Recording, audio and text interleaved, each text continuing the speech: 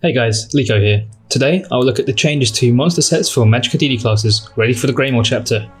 First I'll quickly show the changes to each set as well as their tooltips, then for each I'll go into slightly more detail showing a parse and a small clip on the raid dummy.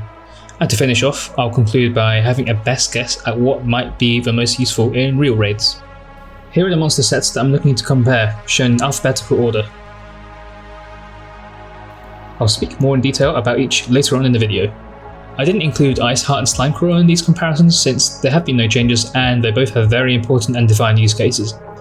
Ice Heart is still great for progression and valuing survivability over slightly more DPS. Slime Crawler provides guaranteed uptime for minor berserk.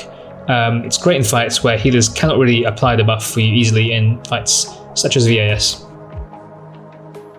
For each of these tests, I'll be wearing 5 Elfbane, 5 Siroria, and only the different monster set as variation on a Magicka Dragonknight. Although only Grothdarr and Ilambris will be affected by Elfbane, I thought it might be more interesting to see how the extended duration for these would do relatively to all the others.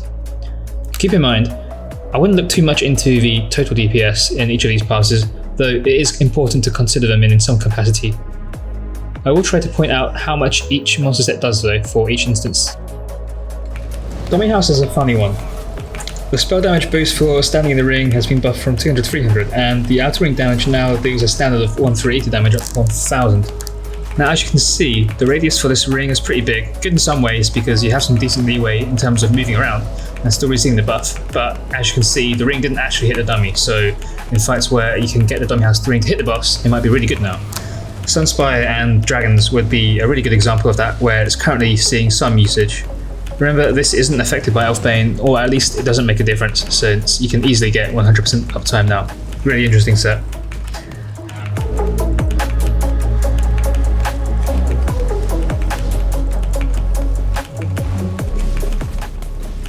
Grothdarr. No changes to this monster set as far as we can see in the patch notes. It does pretty well with Elfbane, and although the tooltip suggests that theoretically 100% uptime is possible, there is still some RNG to getting the proc as soon as it runs out, so a bit less, maybe 80 to 90% is about right. Without Elfbane, the single target DPS is not outstanding. It's probably one of the lowest in this case, actually. So if you look at the CMX, roughly half of what you see in CMX is what you get without Elfbane. Otherwise, decent melee range AoE, not just single target, and it travels with you, which I do like. And yeah, it sounds cool too, the noise that is.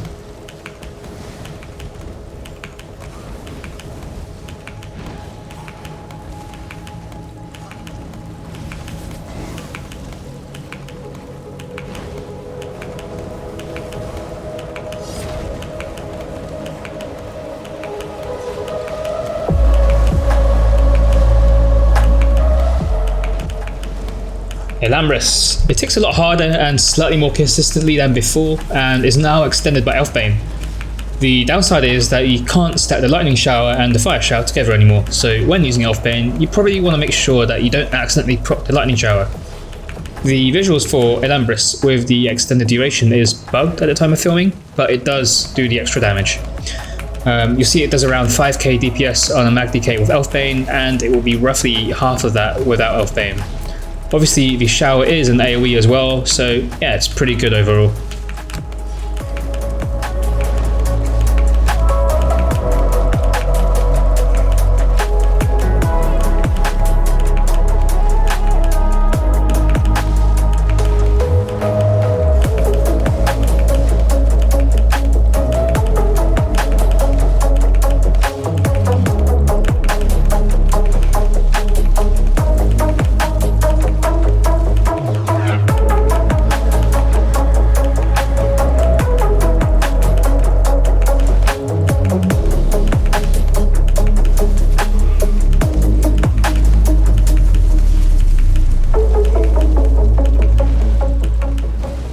Kjalnars Nightmare.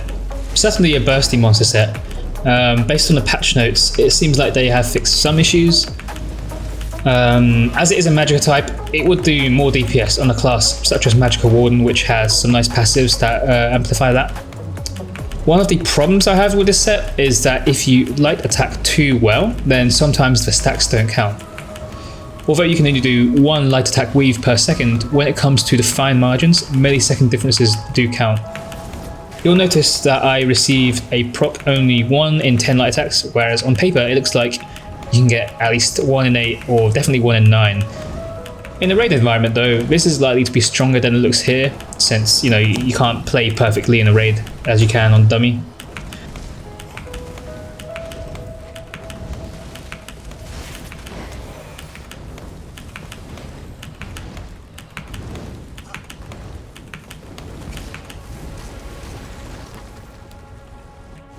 More of the Infernal. Yeah, I made a bit of a whoopsie here at the beginning. I had it set in defensive mode, but anyway, the change to the one piece bonus to Magicka from HP is really welcome.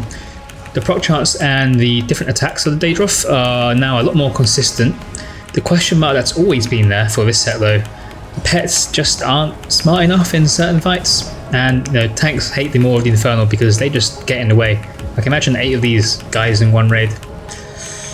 In terms of DPS, the Daedroth itself deals roughly 3k DPS here, and still does a significant amount of burning DPS on a Mag DK, adding around 2.5 to 3k DPS on top for a total of 5.5 to 6k.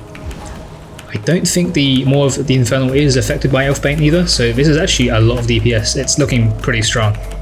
Previously, the more of the Infernal DPS was much more RNG based. Sometimes it would do double the DPS of other times with all these factors adding up. But yeah, overall looking in a pretty good place.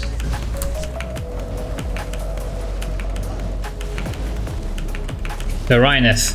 Again, another set that's received a few welcome buffs. The change of the one piece from HP to spell damage is one, the increased proc chance and increased damage are all really positive. Again, it's magic type damage, so it might look good for the Magicka Warden in particular. It's certainly a very viable ranged option, and in my opinion, one of the coolest looking effects out there for a monster set. And yet a total of around 2.5k DPS from the damage procs, which puts it very close to Kjalnars' Nightmare.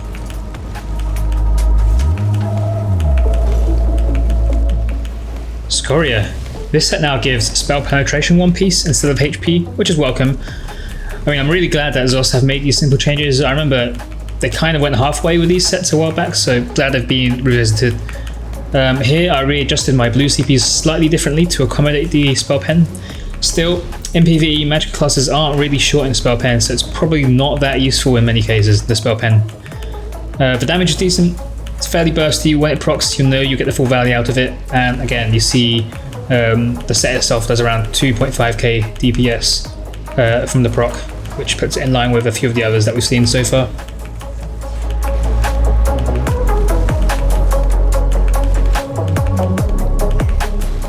Zaan. Now, this was pretty much always the strongest monster set from Magicka classes in perfect conditions since it arrived. It does roughly the same DPS as it does before, despite the changes. The big thing is that Elfbane does not affect it anymore, whereas previously it was doing around 7k DPS on the raid dummy in Harrowstorm. Currently, it does around 4k DPS on a Mag DK, and probably similar for other classes too. The one piece is Spell Crit, which is arguably the best for Magicka classes, so that's really nice. Yeah, overall I'd be surprised if we saw much less of Zaan than we did already. I hope they fix it for the Dragons in Sunspire one day, that would be really nice. Whoops.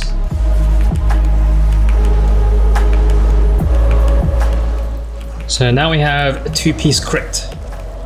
So 2-piece crit and other similar combos have always been a pretty consistent option. You're not relying on proc chance or RNG as such, although crit is very RNG based itself, but rather you get solid stats in return. Now, I know here in Elfbane my crit chance is low, so it looks good, it possibly overperforms relatively, but in my opinion this is a pretty universal option and you can't really go wrong with it. If in doubt, just go 2 crit. For example, the one piece of Zaan, Slime Crawl and Ice Heart all offer crit. To conclude, it looks like Zaan and 2-piece crit will still be right out there. Domihaus looks like it might be worth using, possibly even without consistent damage with the outer ring. If you manage to stand inside the circle, then it should be better than most one-piece combos actually. It will do really well, I think, when combined with crit-heavy sets, such as Mother's Sorrow. More of the Infernal contributed to the most individual DPS, definitely worth having a go, monitoring how well it does in real fights. I wouldn't say out of these that there's any particular bad monster set without Elfbane. Looks like Grothdarr, Ilambris, Skoria, Nerien'eth, Kjalnars will all be pretty close together. Also, again, just to reiterate, not really shown in this video, but special shout out to Slimecraw, which is probably your best bet for an alternative source of Minor Berserk, great in VAS, for example, and Iceheart, which is a great defensive monster set in all trials. Anyway, I have no idea why I made this video. All I wanted to do was to see whether Ilambris worked properly with Elfbane, but here we are. This is Liko, stay healthy and have a good day.